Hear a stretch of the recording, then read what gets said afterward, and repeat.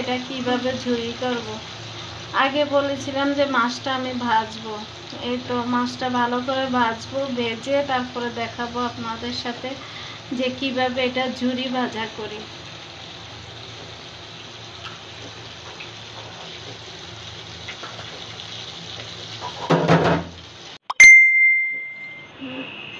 এই যে মাছের ঝুরিটা করে নিলাম, বেছে এরকমভাবে কাটা বেছে নিয়েছি। আর এখানে হলো পেঁয়াজ, কাঁচামরিচ, তারপরে মশলা পাতি দিব।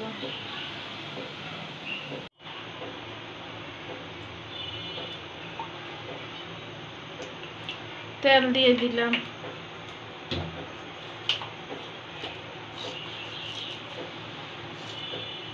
এটা 5 ফোড়ন,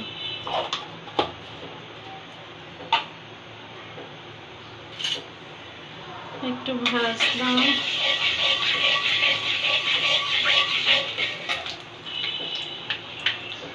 এবার দিব কাঁচামরিচও দিয়ে দিই,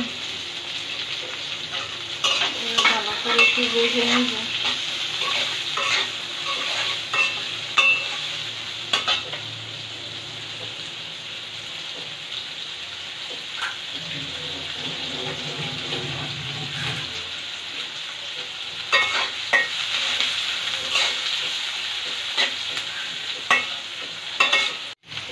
তেজপাতা দিয়ে দিলাম,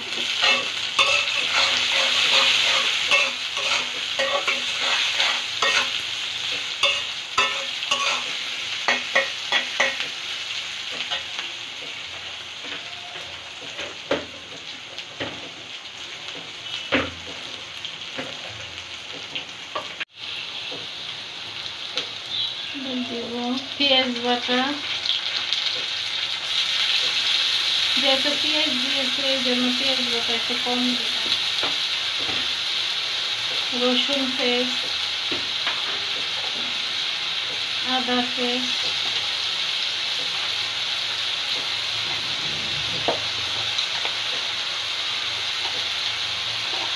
মাছে আগে থেকে মাছ ভেজেছি, আগে যেহেতু মাছ ভেজেছি লবণ দিয়ে, এই জন্য একটু লবণটা কম দিলাম।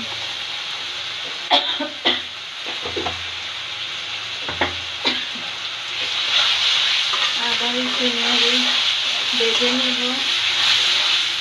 ভাজাটা খুব সুন্দর করে ভাজতে হবে।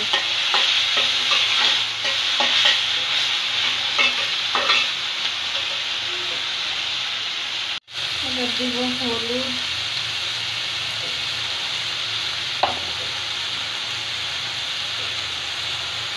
মরিচ,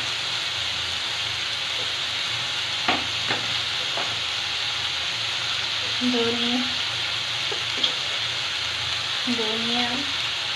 মশলা কষাতে যে স্মেলটা আসছে,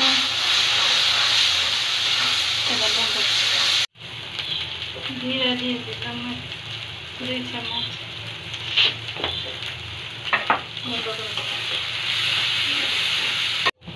মশলাটা ঠিক এরকম কষিয়ে আসবে।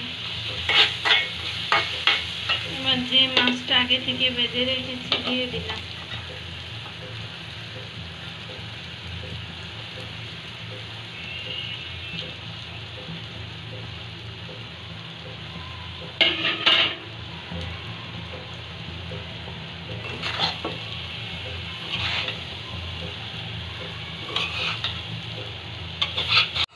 তবে এখানে কোনো পানি ব্যবহার করবেন না, একদমই পানি দিবেন না। পানি দিলে মাছটা একদম ফাঁসা হয়ে যাবে। খুব ভালো করে ভেজে নেবেন।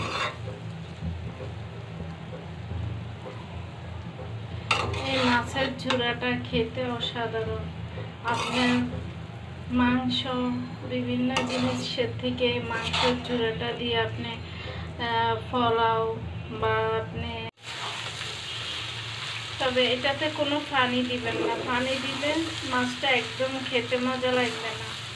আমরা পোলাওর সাথে এই মাছের ঝুরিটা, আবার গরম ভাতের সাথে মাছের ঝুরিটা খেতে অসাধারণ।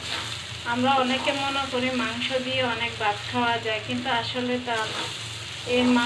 এরকমভাবে যদি মাছটা ঝুরি করেন তাহলে খেতে খুবই মজার হয়, খুবই টেস্ট। এখানে একটু দিয়ে দিব গরম মশলার গুঁড়া।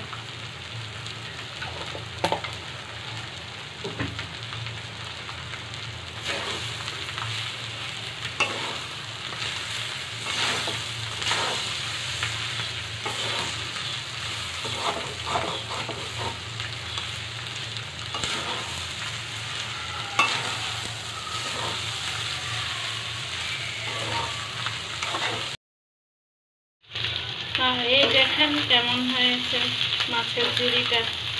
আমি তখন কড়াইয়ের মধ্যে করেছি, তারপরে এখানে ঢেলে নিয়েছি ফ্রাই প্যানে আর একটু ভাজার জন্য। আপনারাও চেষ্টা করবেন ফ্রাই প্যানে ঢেলে আর একটু ভেজে নিতে। এখন ভাত খাবো, এটা দিয়ে ভাত খেতে চলে যাব। তো আপনাদের কাছ থেকে এখনই বিদায় নিয়ে নিচ্ছি। আমার রেসিপি যদি ভালো লাগে বা আমার ব্লগগুলো যদি আপনাদের কাছে ভালো লাগে, তাহলে আমার চ্যানেলটা অবশ্যই সাবস্ক্রাইব করে পাশে থাকবেন। একটা লাইক দিতে ভুলবেন না, আর পেজটি ফলো দিয়ে পাশে থাকবেন। তো আজকের জন্য এখানে বিদায় নিয়ে নিচ্ছি, তাড়াতাড়ি ভাত খেতে যাচ্ছি। এটা আপনাদের কাছ থেকে বিদায় নিয়ে নিলাম। আল্লাহ হাফেজ।